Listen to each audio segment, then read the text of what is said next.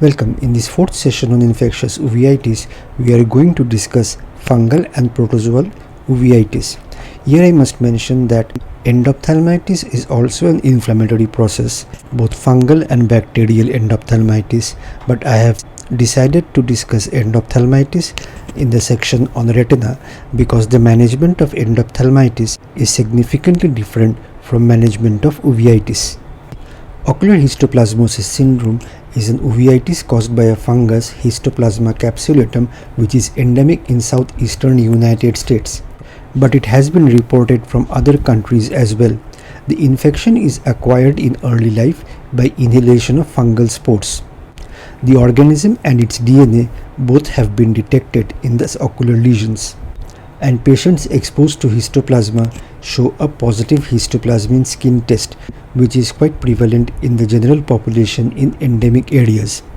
Ocular histoplasmosis syndrome is characterized by an absence of either vitritis or iritis, and there are multifocal chorioretinal spots called histospots.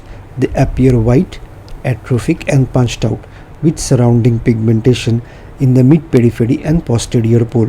The histospot starts appearing in adolescence, and the histospots are asymptomatic, so the histospots by themselves do not cause any symptoms such as blurring of vision, and on longitudinal examination of the patients, new lesions are found to develop over time. Rarely one of these new lesions can be active and appear as an active choroiditis lesion. Choroidal neovascularization in the macula develops later in OHS and is the lesion which causes symptoms in OHS. Macular CNV usually occurs between 3rd and 6th decades of life in OHS patients, and it is presumed to arise from a macular histospot. The CNV appears as a greenish yellow membrane which may be surrounded by pigmentation. This picture does not show a choroidal neovascularization, it shows only histospots. And subsequent to the development of the CNV, there can be subretinal or intraretinal hemorrhage and fibrosis. Another sign of OHS is peripapillary atrophy with surrounding hyperpigmentation, and CNV can also develop in the peripapillary area, and the subretinal hemorrhage or serous retinal detachment from such a CNV can spread and affect the macula and reduce vision.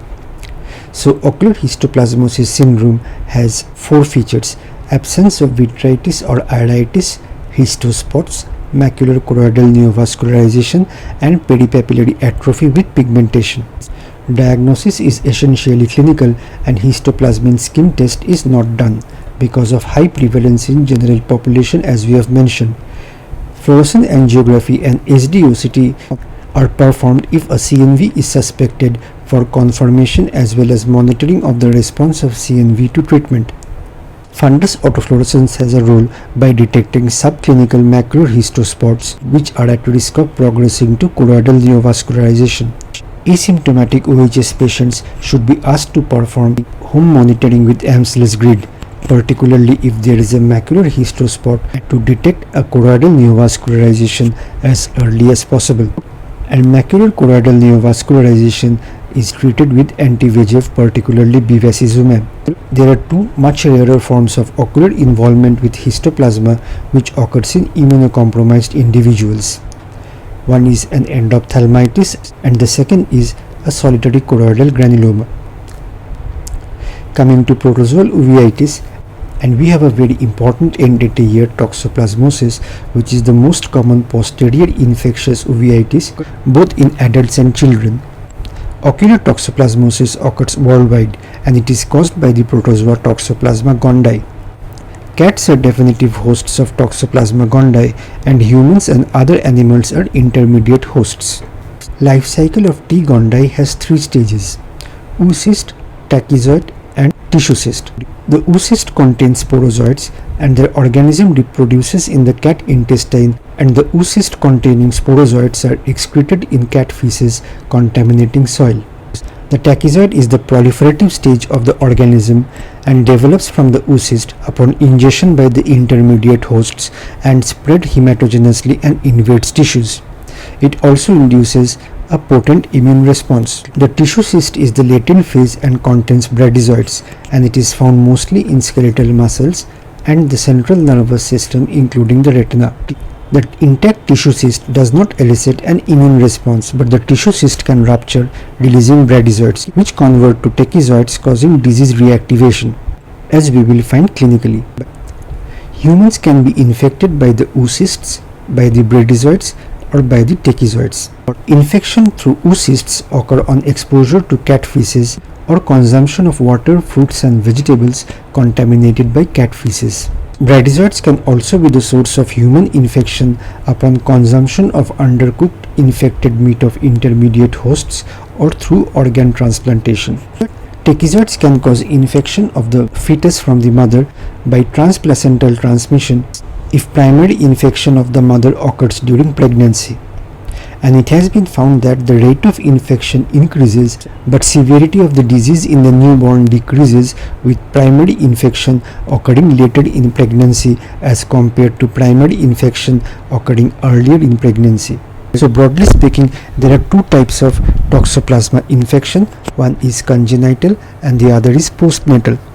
Congenital infection was previously considered to be the sole mode of transmission. Retinochoroiditis can be seen at birth in 80% of infants with congenital toxoplasmosis, and the retinochoroiditis of congenital toxoplasmosis can be bilateral.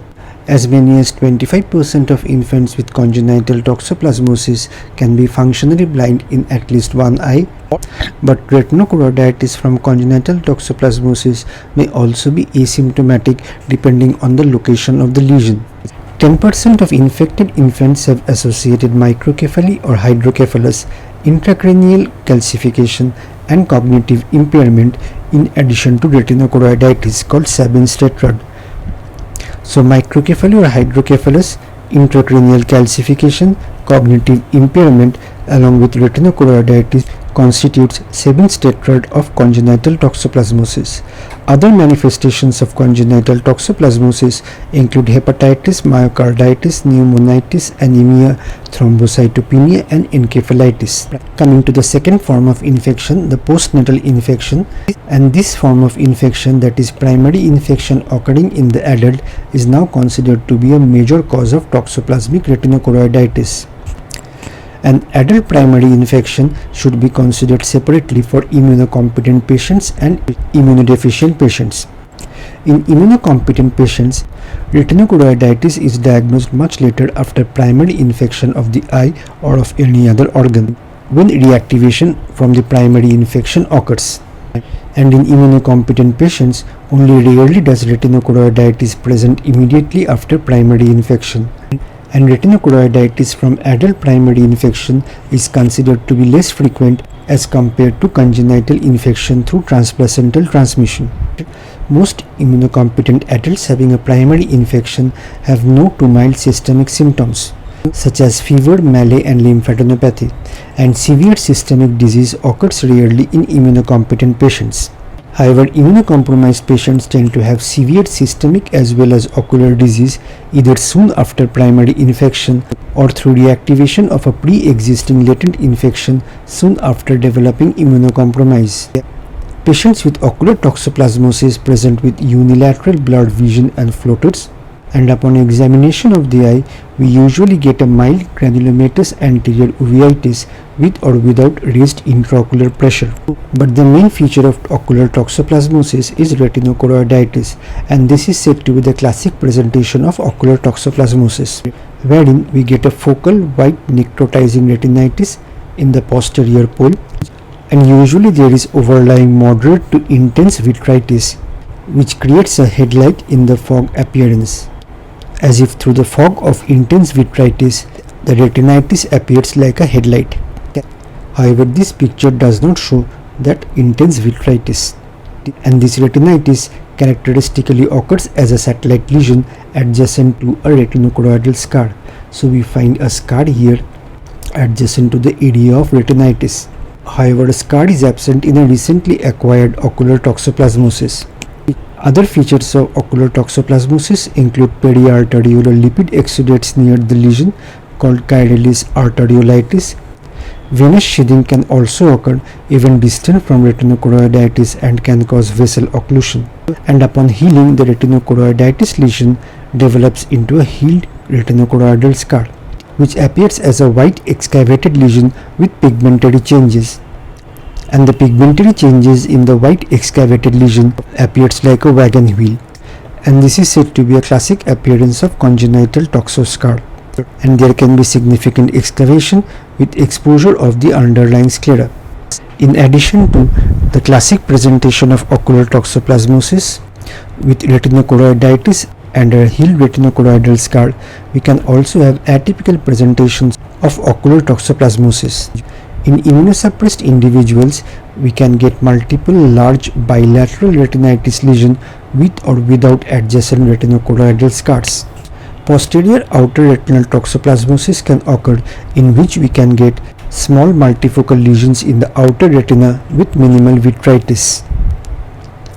And in addition, we can get subretinal fluid and exudates. Toxoplasma neuroretinitis is another manifestation of ocular toxoplasmosis, and this develops with juxtapapillary lesions. Another atypical presentation of ocular toxoplasmosis is unilateral pigmentary retinopathy, simulating retinitis pigmentosa. The course of the disease is different in immunocompetent patients and immunosuppressed patients. Immunosuppressed patients have severe progressive disease unless treated aggressively. However, immunocompetent patients have a self-resolving disease even without treatment. Without treatment, the active retinochoroiditis lesion becomes less edematous with sharpening of borders and RPE hyperpigmentation, thus transforming into a scar in 6 to 8 weeks. However, pigmentation takes longer to appear. Treatment shortens the duration of healing and also results in a smaller scar. After a retinochoroiditis heals into a retinochoroidal scar, there can be recurrences from the margins of the old scar or elsewhere in the retina, usually within 1 year from previous episode. Diagnosis of ocular toxoplasmosis is clinical, but serology can help us, and we can assay either IgG anti-T Gondi antibodies or IgM anti-T Gondi antibodies. A positive immunoglobulin G confirms exposure to and supports diagnosis of T Gondi in an appropriate clinical context. And immunoglobulin G is usually the only antibody type found in most typical cases. And if immunoglobulin G anti-T Gondi antibodies are not found, that excludes possibility of the lesion being due to T Gondi. IgM anti-T Gondi antibodies in neonates confirms congenital infection, and if found in adults, it confirms a recent infection. And because of its own nature, IgM antibodies disappears with time. PCR of aqueous and vitreous fluid can also be done, and vitreous tab yield is higher than aqueous but not as high as herpes. So in ocular toxoplasmosis, vitreous tab is favored over aqueous tab, unlike herpetic retinitis. Goldman-Whitmer coefficient of aqueous humor has been described, and we have discussed this technique in an early session on uveitis. And a high Goldman-Whitmer coefficient suggests intraocular antibody production. Imaging modalities does not help in etiologic diagnosis but can detect morphological changes and complications as well as monitor response to therapy. Congenital toxoplasmosis, primary toxoplasma infection in pregnancy, and toxoplasmosis in immunosuppressed patient must always be treated. However, in immunocompetent patients, we do not need to treat all ocular toxoplasmosis lesions. The lesions which need treatment in immunocompetent adults include lesions near the fovea or optic disc, lesions larger than 1 disc diameter in size, occurrence of multiple lesions, significant vitritis, loss of vision, and lesion persisting more than 4 weeks. Peripheral lesions with mild loss of visual acuity need not be treated. Treatment of ocular toxoplasmosis is two-pronged: antimicrobials and anti-inflammatory. Most antimicrobials act only against tachyzoids, and bradyzoids are resistant to therapy, so recurrences occur even after appropriate treatment of an episode of ocular toxoplasmosis. In immunocompetent postnatal disease, trimethoprim sulfamethoxazole twice daily for 4 to 8 weeks is the most commonly used regimen, but the classic regimen is pyrimethamine sulfadiazine, along with which folinic acid needs to be co-administered to prevent myelotoxicity of pyrimethamine. For patients with sulfa allergy, in whom we can neither give trimethoprim sulfamethoxazole or pyrimethamine sulfadiazine. The alternatives which we have include clindamycin, which can be given either systemically or intravitreally, azithromycin and atovaquone. In immunosuppressed patients, extended course of pyrimethamine sulfadiazine with atovaquone is preferred. Congenital toxoplasmosis patients are treated with pyrimethamine with sulfonamides for 1 year, and if there is a primary infection with toxoplasmosis during pregnancy, spiramycin is the preferred drug, which reduces both transplacental transmission risk and risk of maternal ocular involvement. However, spiramycin does not cross through the placenta and does not treat a fetus which has already been infected with toxoplasma. In pregnancy, azithromycin, clindamycin and atovaquone can also be used as alternatives, and they are preferred over spiramycin when the fetus is already infected. And it has been seen that reactivation of a previous ocular toxoplasmosis scar in a pregnant woman does not significantly increase the risk of transplacental transmission to the fetus in the womb. The other component of therapy of ocular toxoplasmosis is corticosteroids. Systemic corticosteroids are given only in immunocompetent patients, so immunosuppressed patients having ocular toxoplasmosis are not given systemic steroids. And systemic corticosteroids are to be started 48 hours after appropriate antimicrobial therapy has been initiated. The endpoint of therapy with systemic corticosteroids is the resolution of edema associated with the retinitis, and not the development of pigmentation, which can take much longer.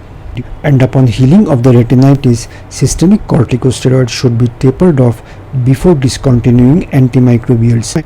So antimicrobial should be started before steroid therapy is initiated, continued during steroid therapy, as well as after the steroid therapy is tapered off. Topical corticosteroids can be given for associated anterior uveitis, but periocular and intravitreal steroids are contraindicated because they may cause fulminant flare-up of toxoplasma retinitis, resulting in panophthalmitis and loss of eye. Complications of ocular toxoplasmosis include retinochoroidal scarring, choroidal neovascularization, vitreous opacities, cataract and glaucoma.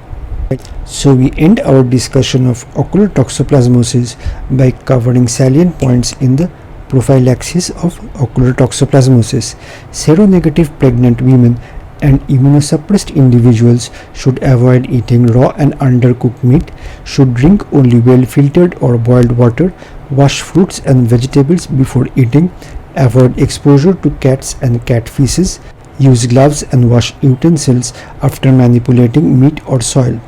Seronegative women should undergo monthly serological screening for toxoplasmosis during the entire pregnancy, and it has been found that in patients with recurrent disease or in immunosuppressed patients, alternate day cotrimoxazole for 1 year reduces recurrences for 2 years.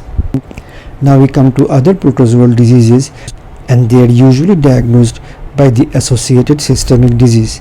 Amebiasis can have anterior and posterior uveitis, retinal periphlebitis and recurrent vitreous hemorrhage.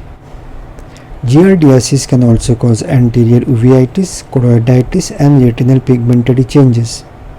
In malaria, ocular signs usually occurs with Plasmodium falciparum, and almost any ocular structure can be involved. However, large retinal and vitreous hemorrhages are the most common. And in endemic countries, encountering a febrile patient with large retinal or vitreous hemorrhage is an indication for malaria testing. Leishmaniasis is known to occur in 3 forms. In the visceral form, retinal hemorrhages and CRVO can occur, and episcleral nodules progress into deep corneal vascularization and uveitis has been described in PKDL. In the cutaneous form, eyelid sores can occur at the site of inoculation, and in the nasopharyngeal form, there can be destruction of the eyelids along with the nose. Thank you for listening.